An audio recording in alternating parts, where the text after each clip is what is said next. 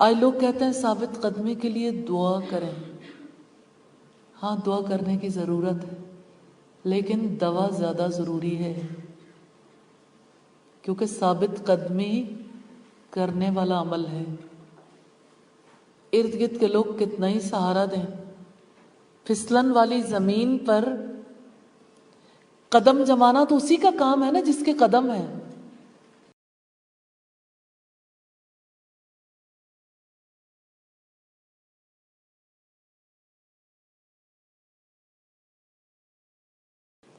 کبھی انسان کو بھی انگاروں پہ بھونتے دیکھا ہے؟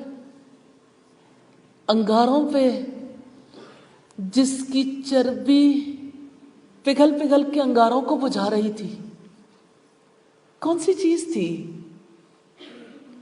جس نے ثابت قدم رکھا؟ کیسے انہوں نے اپنی فکر کو خالص کیا، کیسے انہوں نے اپنے دل کو خالص کیا. دوپہر کا وقت جب پرندے بھی اپنے گھونسلوں میں پناہ لیتے ہیں، اور مکہ کی تپتی دوپہریں، اور پھر ریت، اور پھر دہکتے انگارے، اور انگاروں کے اوپر پڑے ہوئے خباب بن ارت رضی اللہ تعالی عنہ. کیا جرم تھا؟ انہوں نے یہی کہا تھا نا، ربی اللہ، اللہ میرا رب ہے. کہتے تو ہم بھی ہیں، آپ بھی تو کہتے ہیں نا کہ اللہ میرا رب ہے. اللہ اللہ ربی، اللہ اللہ میرا رب ہے. پھر فرق کہاں سے آ گیا؟ رب تو ایک ہی ہے، فرق کس میں ہے؟ کیا ایک ہی کلمہ اتنا گہرا فرق پیدا کر دیتا ہے رویوں میں؟ یہ فرق کیسے آتا ہے؟ یہ ہے کرنے والا کام. اپنے اندر کو صاف کریں، اپنے فکر کو پاک کریں، اپنے سچے جذبوں کو اپنے رب کے نام لگائیں. اور لگانے والا جب اپنے جذبے اپنے رب کے نام لگا دیتا ہے تو سارے عذر ختم ہو جاتے ہیں، دھند چھٹ جاتی ہے، سب کچھ صاف صاف دکھنے لگتا ہے. انہیں بھی جب حق نظر آنے لگا، حقیقت ان کے سامنے کھل گئی، تو لوگوں نے انہیں بلوایا اور کہا، اے خباب، ہمیں ایک ایسی خبر ملی ہے، یقین نہیں آتا. حضرت خباب نے پوچھا، کون سی خبر؟ سبا نے کہا، یہ خبر مشہور ہو چکی ہے کہ تم نے بنو ہاشم کے لڑکے کی پیروی کر لی ہے. بات سنی دھیمے مزاج سے اور نرم لہجے میں کہا، میں بے دین تو نہیں ہوا، میں نے تو اللہ وحدہ لا شریک لہ کو مان لیا ہے، تمہارے بتوں کو پھینک دیا ہے، اور یہ اقرار کر لیا ہے کہ محمد صلی اللہ علیہ وسلم اللہ کے بندے اور اس کے رسول ہیں. یہ بات سننی ہی تھی، سارے پل پڑے، کوئی جوتوں سے، کوئی لوہے کے ڈنڈوں سے. جو جس کے ہاتھ میں آیا ہر ایک نے پیٹنا شروع کیا، حتیٰ کہ ان کے جسم سے خون کے فوارے ابلنے لگے.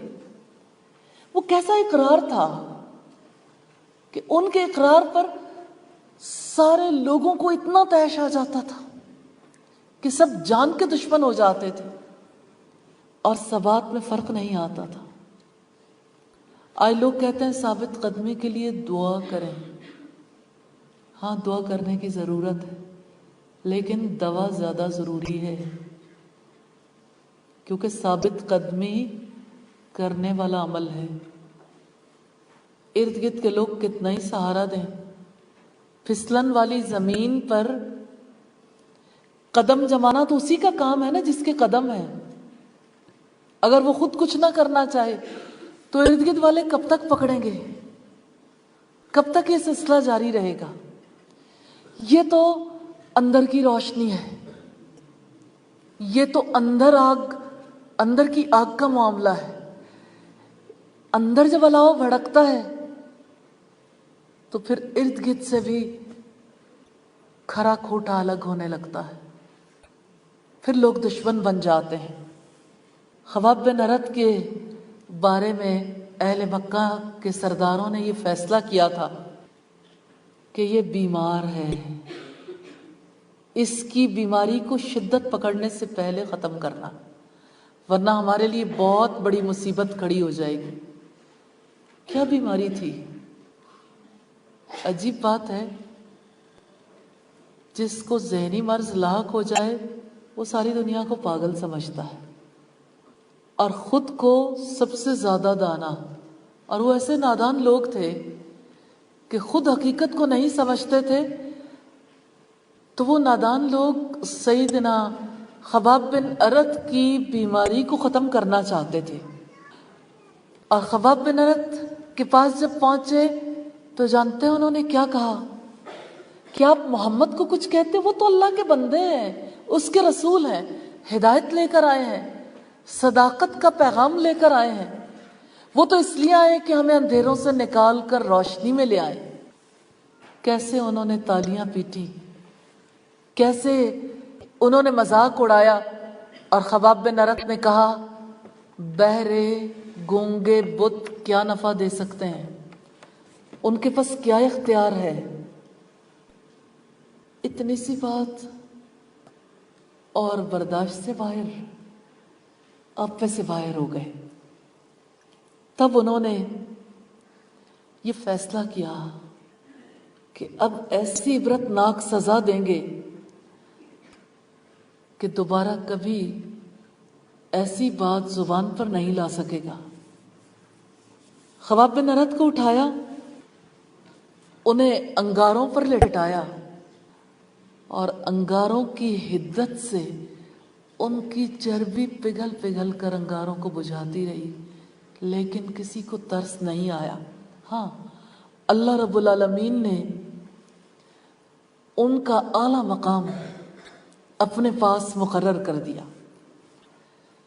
کیسے انہوں نے ایک طرف انگاروں پر لٹایا تھا، دوسری طرف گرم گرم سلاخوں سے داغا تھا. کیا ایسے موقع پر پختہ یقین کے بغیر کوئی اپنی بات پر قائم رہ سکتا ہے؟ اللہ کی بات پر قائم رہ سکتا ہے؟ ایسے لوگوں کے لیے ہی رب العزت نے فرمایا ان اللہ اشترى من المؤمنین انفسهم واموالهم بان لهم الجنہ.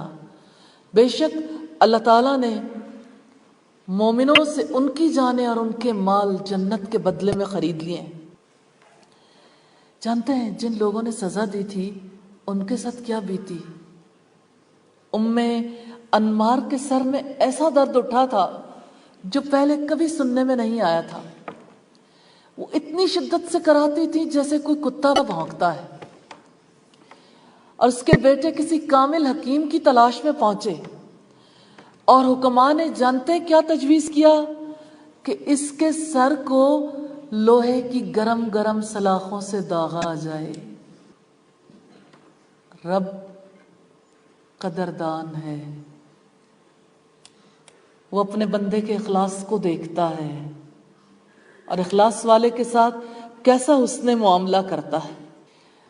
سیدنا عمر نے جب وہ مسند خلافت پر بیٹھے سیدنا خباب بن ارت کو بلوایا اور اپنی مسند پر بٹھایا. پھر ان سے کہا مشرکوں نے جو آپ کو تکلیفیں دی تھی ان کو بیان کرو. وہ کیسے لوگ تھے جو ان ایذاؤں کو، ان تکلیفوں کو بھی یاد کرتے تھے. جانتے ہیں کیوں؟ اخلاص کے لیے. ایک مخلص کے واقعے کو سن کر بھی اخلاص ملتا ہے. آپ اگر تزکیہ چاہتے ہیں، اپنے عمل کو خالص کرنا چاہتے ہیں تو اخلاص والوں کے واقعات پڑھیں. ان واقعات میں ہمارے لیے زندگی حرارت. لیکن جان لیجئے خالص تو وہی ہوتا ہے جو پہلے اللہ رب العزت کی عظمت کا یقین رکھتا ہے، جس کے دل کے اندر اللہ تعالیٰ کی محبت گھر کر جاتی ہے۔